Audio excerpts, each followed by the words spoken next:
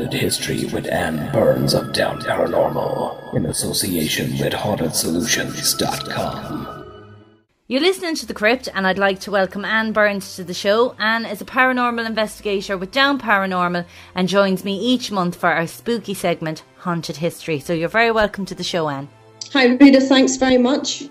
Well, this month we're going to talk about Boleskine House, which is a manor on the southeast side of Loch Ness in the Scottish Highlands.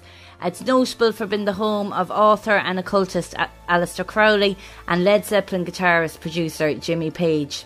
That's right, yeah. So firstly, could you tell us about when the house was built and its original owners? Okay, Boleskine House was built in the 18th century by Archibald Fraser, and it was built as a hunting lodge, and the legend has it that it was the house was built on the site of a church that had burnt to the ground many years before, with the congregation actually locked inside the church.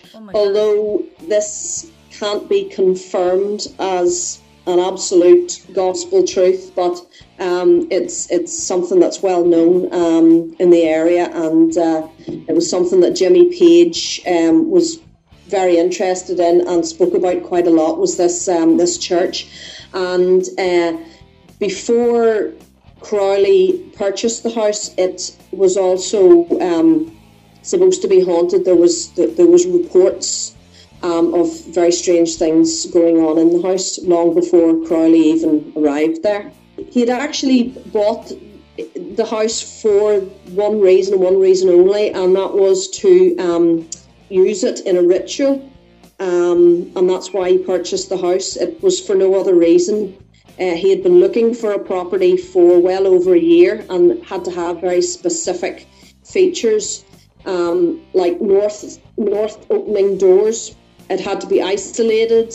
It had to have a terrace that could be covered in fine river sand, and this was all stipulations in this particular ritual that would take many, many months. The ritual took 6 months to do. It was called the Abra-Melin Ritual, and this is why the only reason he purchased Boleskine House was for the ritual.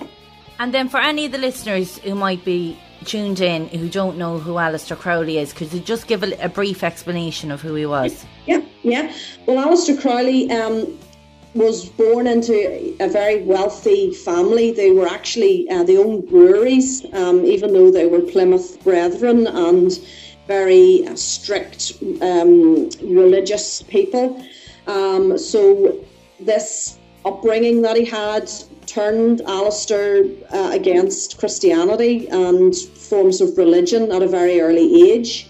But he was an extremely clever man. He was a novelist, he was a poet. He was a fantastic artist, and he was also a chess master and a very accomplished mountaineer. So he had a privileged life in one way, but in other ways it was an unhappy childhood for him, and subsequently made him the way he was, really, I suppose. He delved into the dark arts.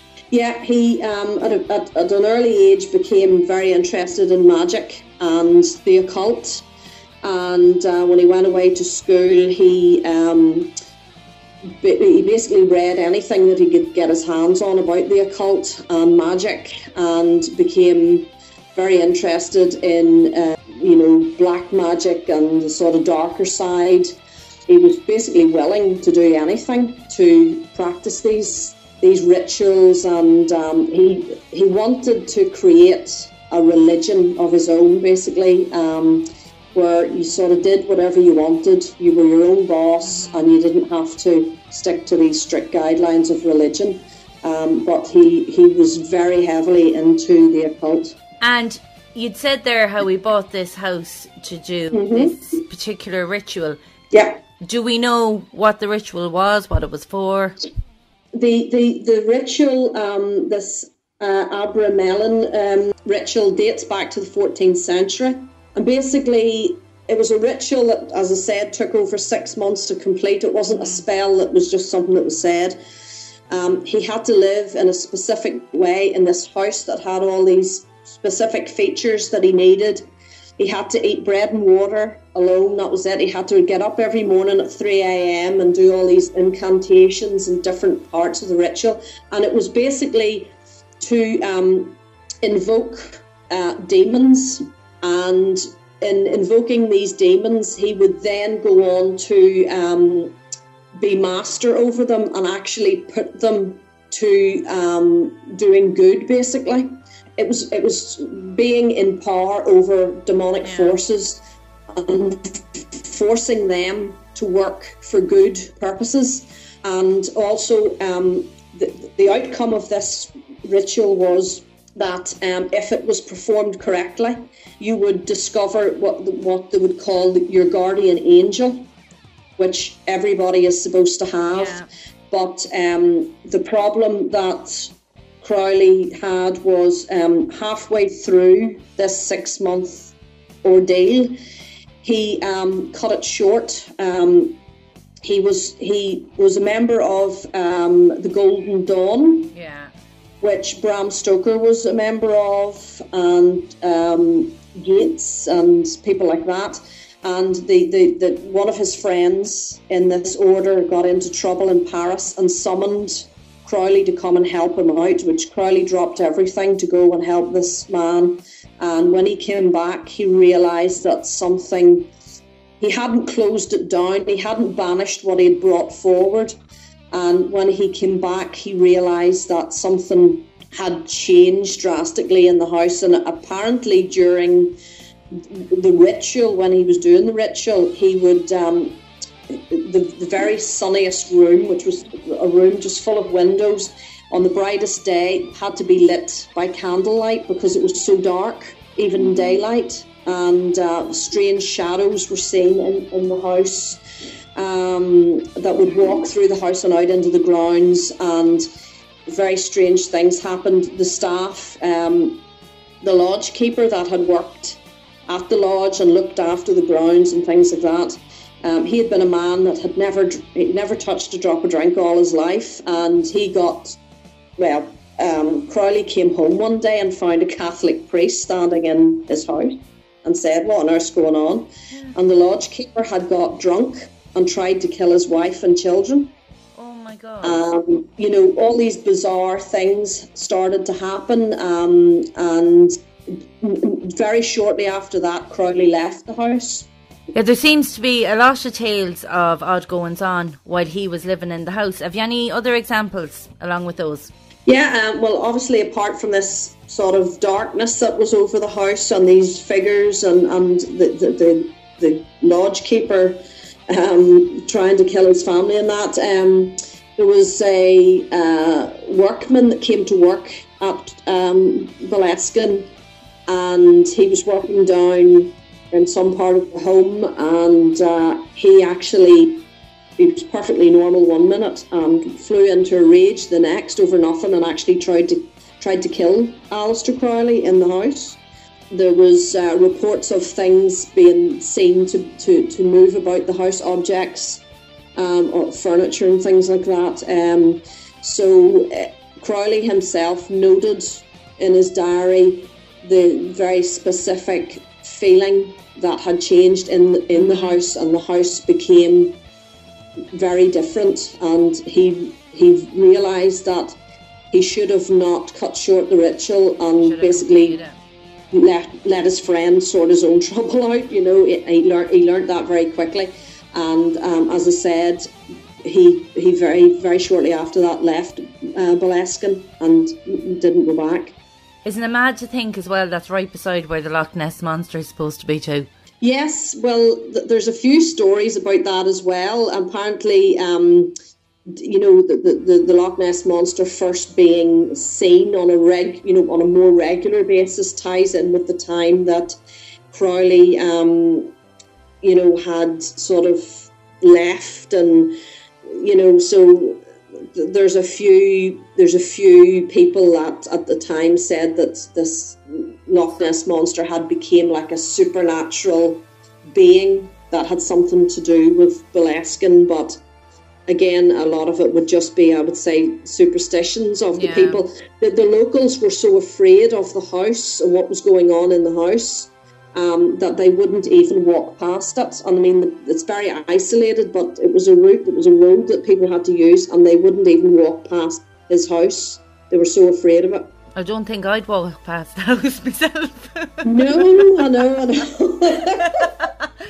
But then after he left the house and before Jimmy Page came along, did any of the residents in between those two report any strange goings on?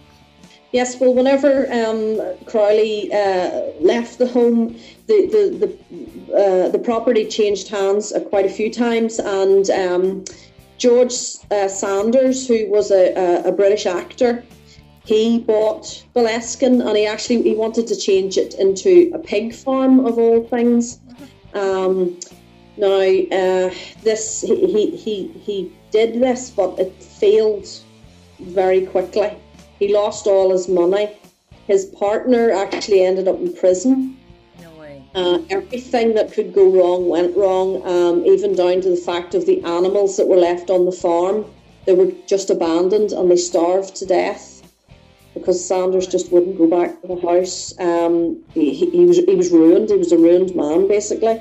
And then after that, the house was sold on to a retired army major. He bought the house as a family home, and himself and his wife were living in the home, and they had a couple of, I think they had a kitchen maid and things like that. And this army major blew his brains out in what would have been Crowley's bedroom in front of the mirror. He was standing in the mirror at the time watching himself as he did it.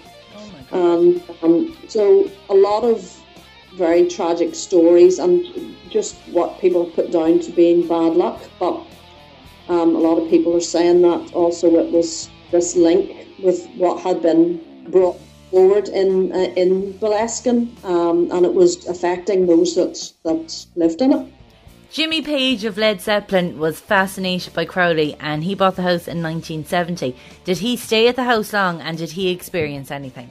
Yes, Jimmy Page, again, from the age of 15, was very, very heavily into Crowley, and as were a lot of sort of rock stars of the time. John Lennon, he actually put Crowley on the front of one of their album covers. David Bowie was another one, the Rolling Stones. A lot of them were very into Crowley, but Jimmy Page was obsessed with Crowley. He actually bought Crowley's personal belongings, his books, his furniture, anything he could get. Whenever Boleskine House came up at Sotheby's auction in London, Jimmy Page was there and he was determined to buy the house, which he did. Now, Page actually never lived in the house for long periods of time.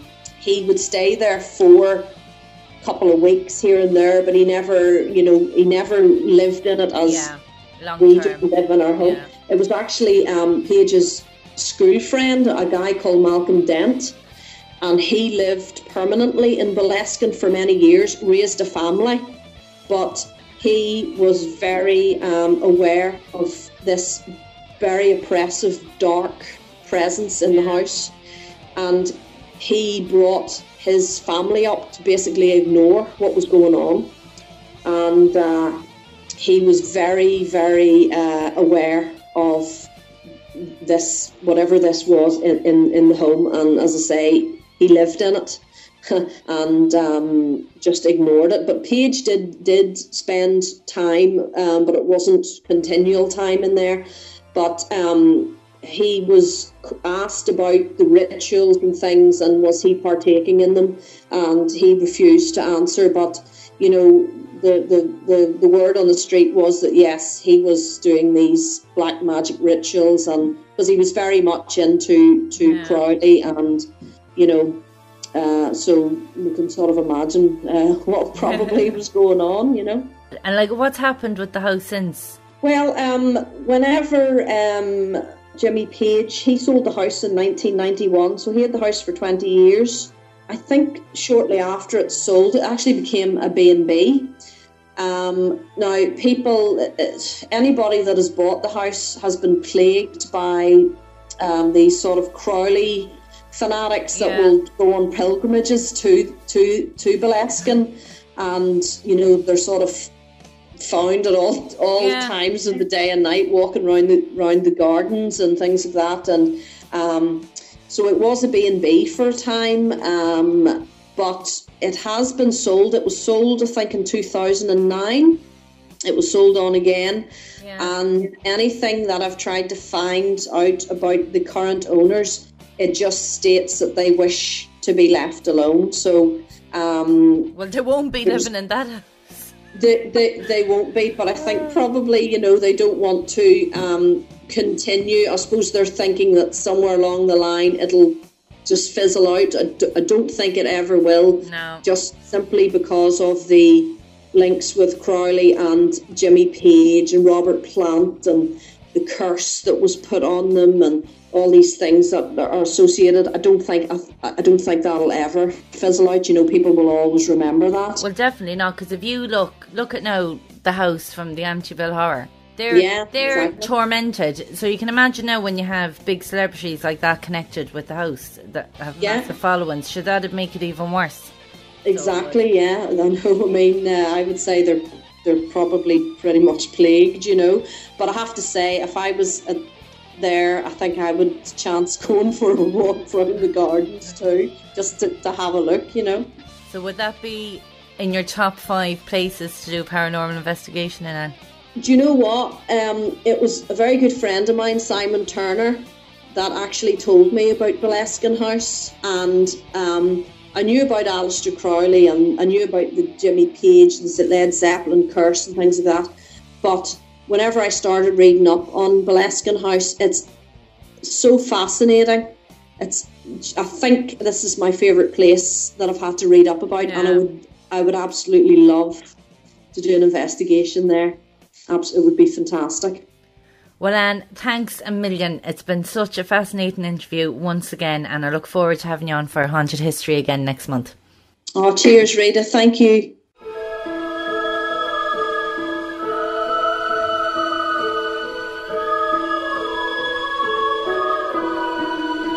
Haunted History with Anne Burns of Down Paranormal in association with HauntedSolutions.com.